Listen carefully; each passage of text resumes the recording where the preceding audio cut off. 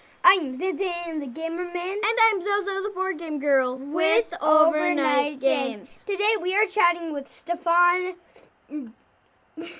Brissaud from IELLO. Stephan, Stephan, can you tell our viewers about who you are and what you do for Yellow? Okay, yes. Hi, Zan Zan and ZoZo. Very nice to be on your show today.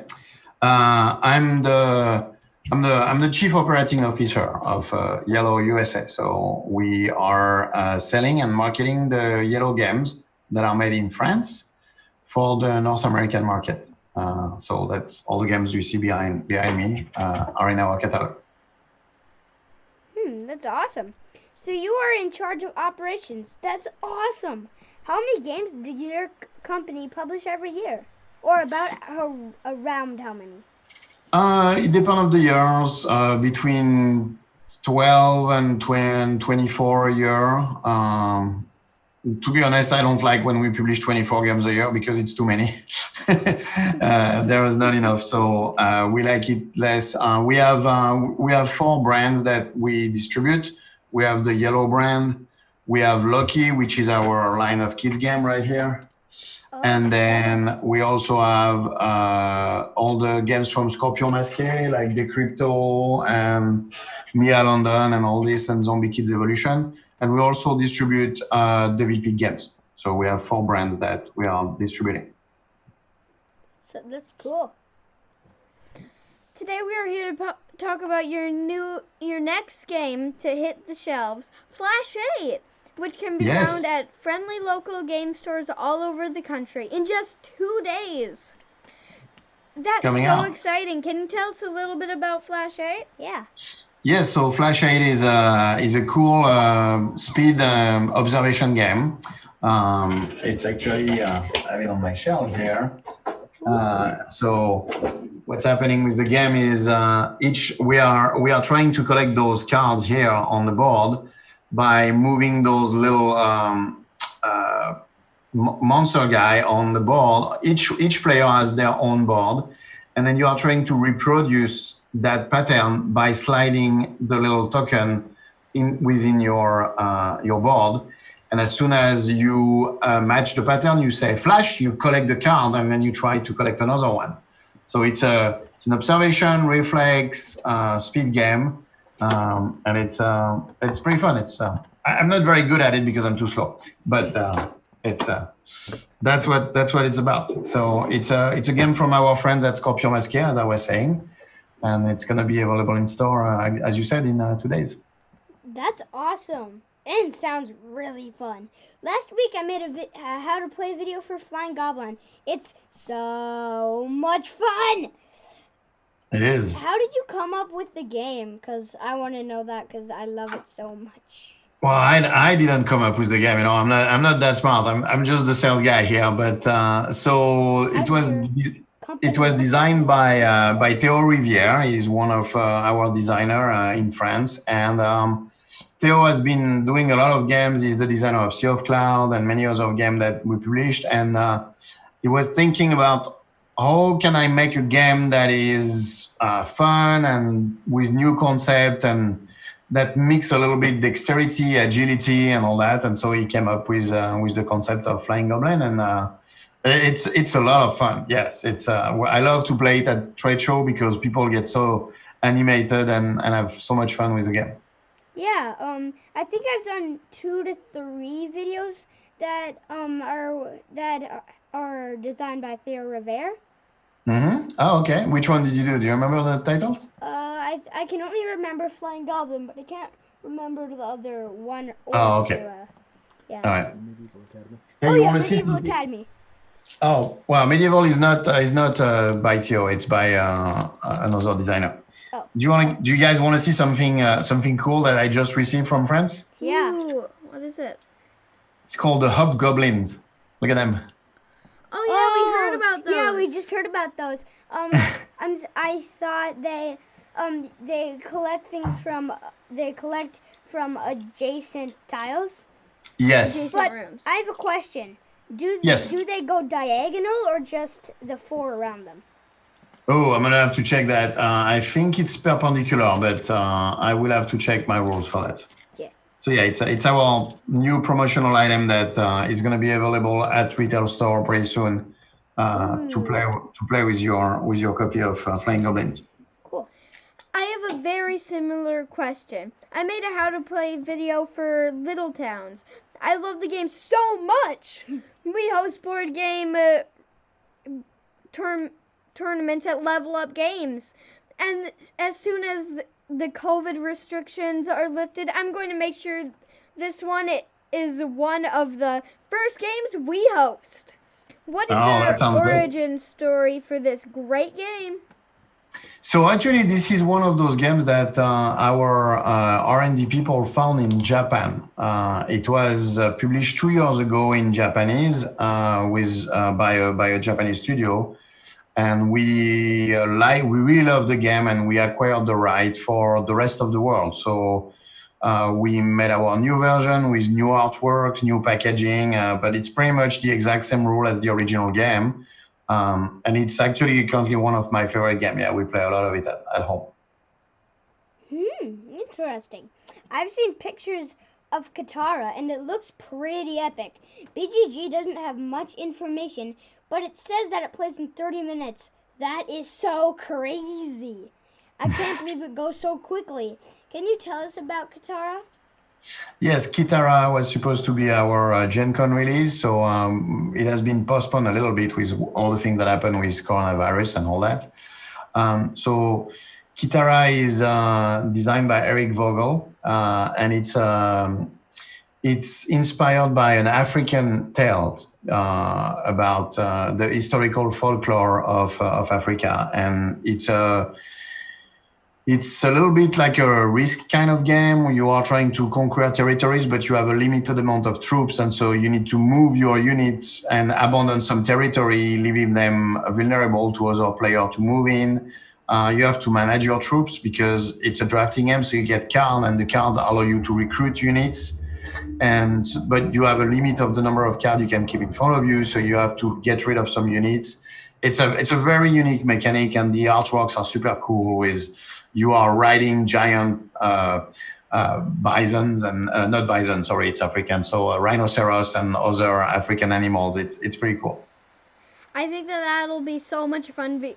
If it's anything like Risk, then it'll be so much fun. Yeah, it's not as cutthroat as Risk, but yeah, you are chasing around on the board. It's interesting. Yeah. Speaking of Risk, we had so many copies. We decided to make. We have 3 picture frames that have Risk boards in them right there. Oh, nice! You did a frame with your Risk board. A bunch of those. Yeah. Oh, that's cool. We put those on the other side. I see. And I would love more about the case of the 625 Scoundrels. Sounds like a lot of scoundrels. Could you talk about it? Yeah. Oh yeah, this is Mia London. This is another game that is coming from our friends at Scorpion Masqué. So those are the Scoundrels. So basically, this is the story of that girl, Mia London. She's like a little Sherlock Holmes, and the mechanic of the game is it's an observation and memory game, and so each player has a little notebook like that where you have the way to configure your Scoundrels. So there are hats, glasses, mustaches, and bow ties, and you have different ones. So you have different type of bow ties, you have different type of mustaches, etc., etc.